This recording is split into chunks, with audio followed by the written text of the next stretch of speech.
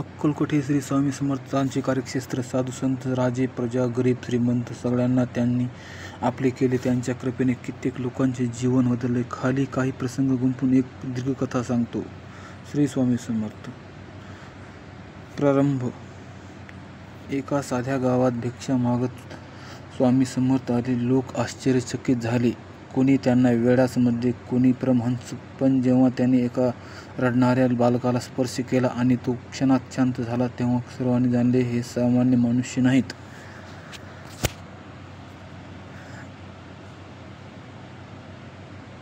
अद्भुत लीला. गरीब भक्ताची कसोटी.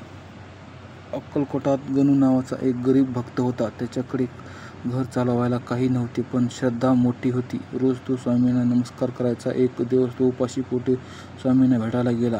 स्वामींनी त्याला विचारले, गणू, काय हवे तुला? तो म्हणाला, माझ्या घरी अन्न नाही, पण महाराज मला भूक नाही, कारण तुमचं दर्शन मिळालं की माझं पोट भरतं. स्वामी हसले आणि म्हणाले, जा घरी, तुला अन्न मिळेल. गणू घरी गेला तर दारात 2 पोते धान्य ठेवलेले. कुणी दिले, कसे आले हे कोणी सांगू शकले नाही.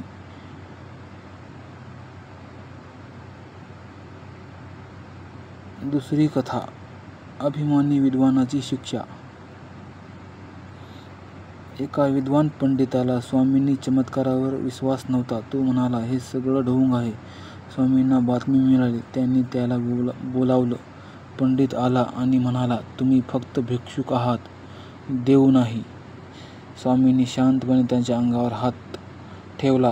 क्षणात पंडिताला आपल्या आयुष्याचे सर्व गुपित समजले आणि तो डोळ्यात पाणी आणून म्हणाला, महाराज, मला माफ करा.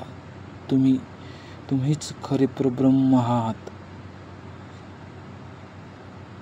तिसरी कथा. रुग्णाचा उद्धार. एकदा अक्कलकोटात एक माणूस गंभीर आजारी पडला. वैद्य, डॉक्टर सगळे हार मानले. त्यांचे नातेवाईक स्वामींकडे गेले. स्वामींनी फक्त एवढंच म्हटलं, जा, त्यांच्या कपाळावर तुळशीपत्र ठेव. जसेच तुळशीपत्र ठेवले, तो रुग्ण शुद्धीवर आला आणि हळूहळू पूर्ण बरा झाला.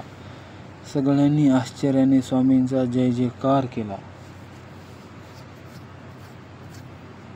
स्वामींचा उपदेश. स्वामी समर्थ नेहमी म्हणायचे, भीती नको, चिंता नको, मी आहे ना. त्यांचा संदेश स्पष्ट होता. श्रद्धा, भक्ती आणि गुरुसेवा केल्याने सर्व संकटे दूर होतात. अंतिम प्रसंग.